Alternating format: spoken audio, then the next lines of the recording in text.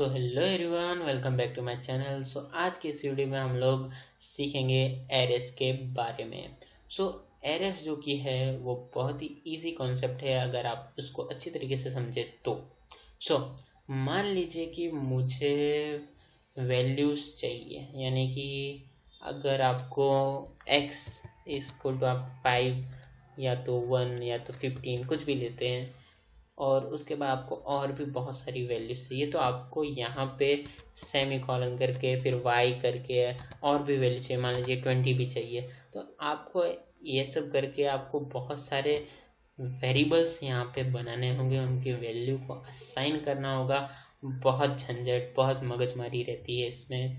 अपनी भाषा में बोले तो बहुत टेंशन, बहुत लफड़ा रहता है। ओके, ये लफड़ा ख़त्म करने के लिए हमको सिंपली एक चीज़ करने की रहती है, जो कि है एरे का यूज़। वहाँ पे हम लोग क्या करते हैं दोस्तों, सिंपली एक वेरिएबल डिक्लेयर करते हैं और उसके अंदर मल्टीपल वैल्यूज स्टोर करते हैं। मैं यहाँ पे सबसे पहले लेता हूँ इंट, आपको बताने के लिए कि एरेस का यूज़ कैसे होता है, आप उसमें वैल्यू कैसे स्टोर कर सकते हो। ओके, अब मैं यहाँ पे लेता हूँ AR। ओके, ये हो गया हमारा एरे।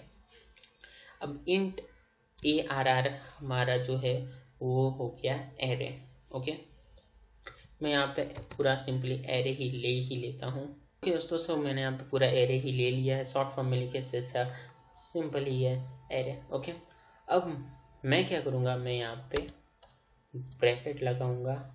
ओके, उसके बाद में मैं इसकी जो वैल्यू है वो कर्ली ब्रैकेट के अंदर असाइन कर दूंगा। जैसे कि मैं यहाँ पे ले लूँ 20, 30, 55, 48।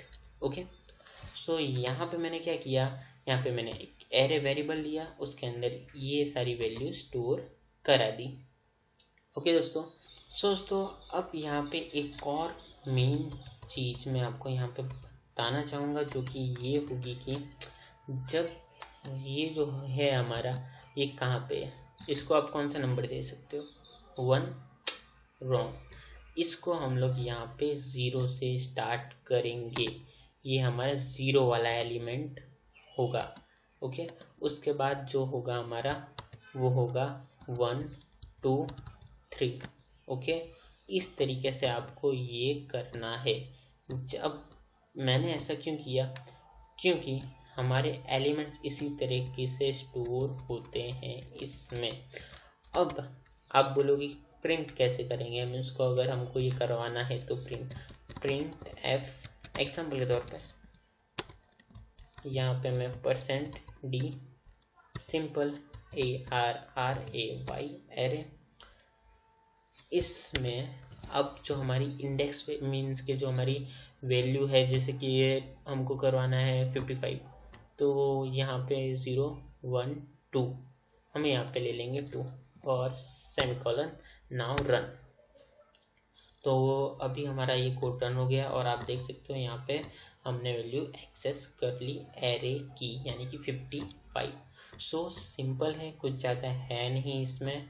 और इस वीडियो में मैं पूरा एरे आपको समझाने की पूरी कोशिश करूँगा। ओके, और यहाँ पे अब हम लोग एरे को कुछ इस तरीके से भी यहाँ पे डिफाइन कर सकते हैं, तो वैल्यू को असाइन कर सकते हैं। जैसे कि मैं यहाँ पे लिखूँ एरे और यहाँ पे मैं ले लूँ 2 इज इक्वल टू 40। मैंने यहाँ पे लिखा array 2 is equal to 40। Okay, अब अगर मैं इसको प्रिंट एफ कराऊँ और %d यहाँ पे मैं ले लूँ एरे और यहाँ पे मैं करा दूँ 2, तो यहाँ पे अभी हमको आउटपुट में क्या आना चाहिए, आप मुझे जल्दी से सोच के बताइए। ओके, जल्दी सोचिएगा। सबका आंसर होगा कि 55 और 40। यहाँ पे हमारा सही आंसर है 40, क्योंकि हम लोग फिर से वैल्यू को असाइन कर रहे हैं, इसलिए इसकी प्रायोरिटी ज़्यादा होगी इसके मुताबिक। ओके, ये बात ध्यान में रखना, क्योंकि अगर आप फिर से उस एक वैल्यू को असाइन कर रहे हैं तो ये वाली वैल्यू को वो ज़्यादा इम्पोर्टेंस देगा। क्योंकि हमारा कोड ऊपर से नीचे की तरफ वर्क करता है।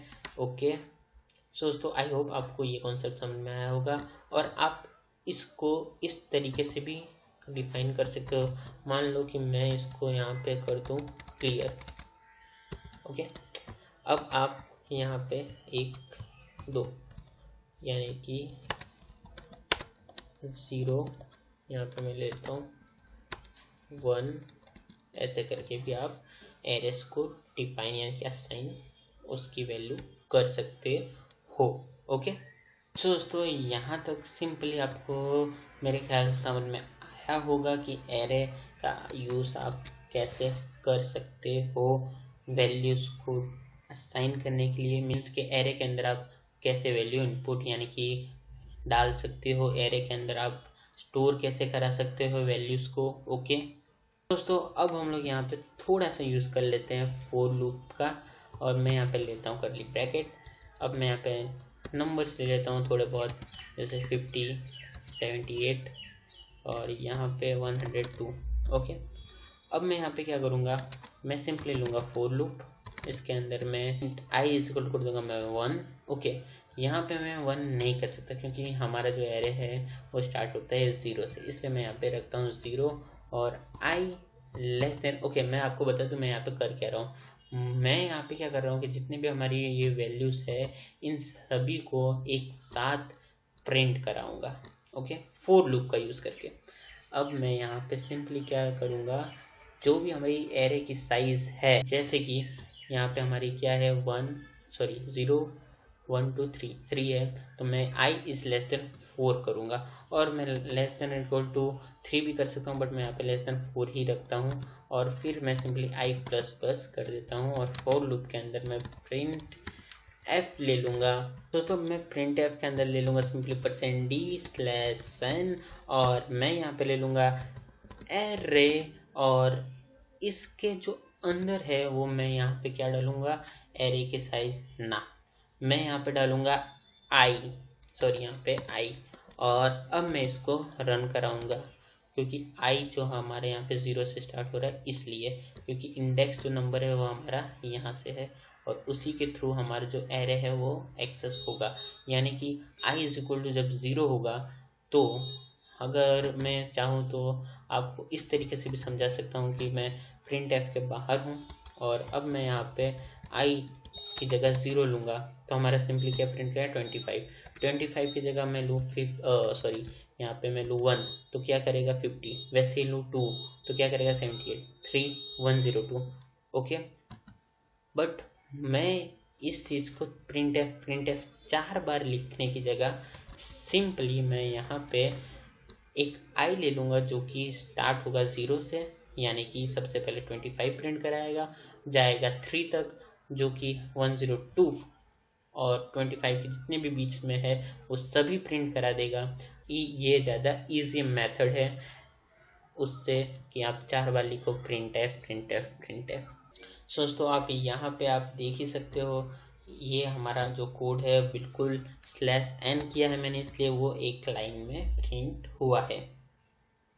ओके दोस्तों, सो आज के लिए बस इतना ही एरे में, और अब हम लोग मिलेंगे नेक्स्ट वीडियो में जहाँ पे हम लोग स्टार्ट करेंगे स्ट्रिंग। ओके, क्योंकि एरे जो है वो यहीं तक है क्योंकि उसके अंदर बस हमको वैल्यू को स्टोर कराना ही हमारा मेन पर्पस है, उसके बाद आप उसको जैसे चाहे वैसे यूज़ कर सकते हो। सो आई होप आज का ये वीडियो आपके लिए हेल्पफुल रहा होगा, और अगर सही में आपके लिए हेल्पफुल रहा तो चैनल से पहले वीडियो को लाइक शेयर और चैनल को सब्सक्राइब करना ना भूलें।